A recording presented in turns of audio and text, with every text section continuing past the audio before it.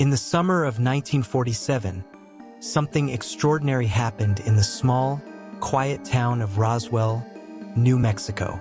Known for its vast deserts and tranquil atmosphere, Roswell was suddenly thrust into the limelight when an event occurred that would ignite debates and conspiracy theories for generations.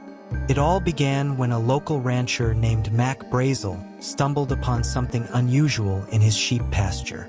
Scattered across the dry land were pieces of debris unlike anything he had ever encountered. These materials defied explanation. Some were lightweight yet impossibly strong, while others were covered in strange symbols that resembled no known writing. Even attempts to burn, bend, or break the pieces seemed futile. Initially, Brazel assumed the wreckage might have come from a weather balloon or perhaps even an airplane that had crashed nearby. Curious and a bit uneasy, he gathered up some of the debris and took it to the local sheriff. The sheriff, equally puzzled, decided to contact the Roswell Army Airfield, a military base not far from the town. Within hours, the quiet ranch became a hub of activity. Soldiers arrived in force, securing the area and collecting every scrap of the mysterious material. They warned Brazel and other locals to keep silent about what they had seen, further deepening the sense of mystery surrounding the event. A few days later, the Roswell Army Airfield made a public announcement that would shock the nation. They claimed to have recovered a flying disc. The news quickly spread across newspapers and radio stations, capturing the imagination of a public already fascinated by tales of flying saucers and life beyond Earth. For a moment, it seemed as though humanity might have made first contact with an alien civilization. People speculated wildly about what the military had found. Could it be a spacecraft from another planet? Were there beings inside? The possibilities were both thrilling and unnerving. However, the excitement was short-lived. Almost immediately, the military issued a new statement, retracting their earlier claim. They now said the debris was nothing more than a weather balloon. To support this explanation, they even held a press conference where they displayed pieces of a standard weather balloon, claiming these were the materials found at the site. Many accepted this new explanation without question, but others couldn't help but feel something was amiss. Why had the military initially described the object as a flying disc? And why the sudden secrecy and swift retraction? As the years passed, the Roswell incident began to fade from public memory, but it was far from forgotten. In the 1970s, the mystery resurfaced when new witnesses came forward with astonishing claims.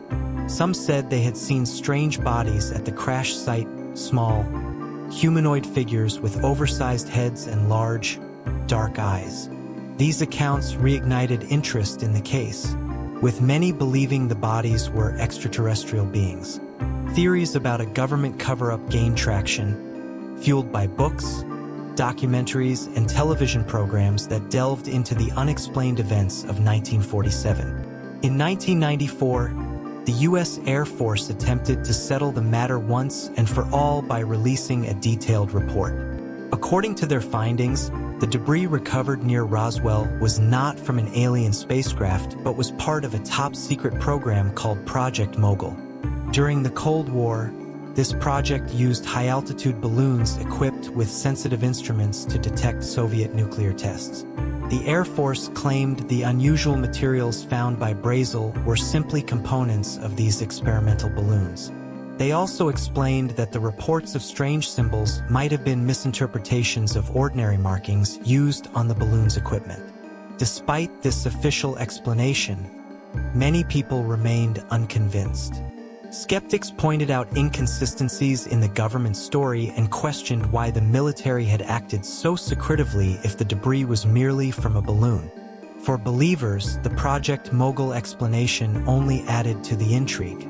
Could it be a convenient cover story designed to hide the truth?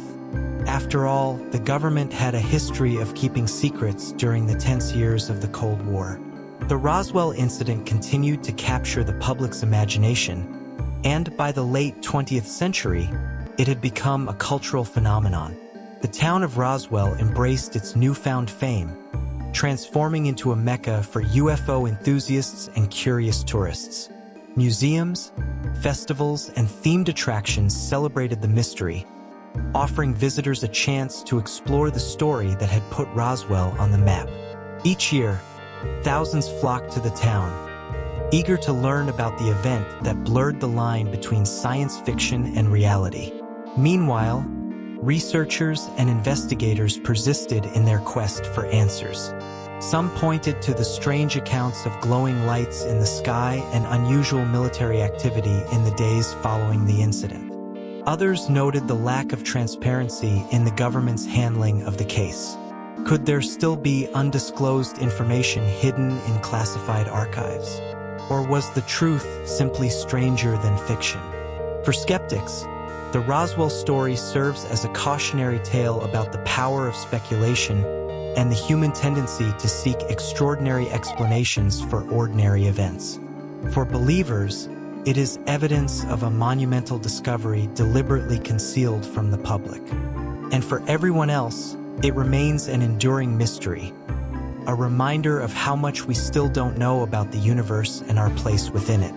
Today, the Roswell incident continues to inspire debate, curiosity, and wonder. Whether the debris found in 1947 came from a top-secret government project, a misidentified balloon, or a craft from another world, its legacy endures. The unanswered questions and conflicting accounts ensure that Roswell's mystery will remain alive for generations to come.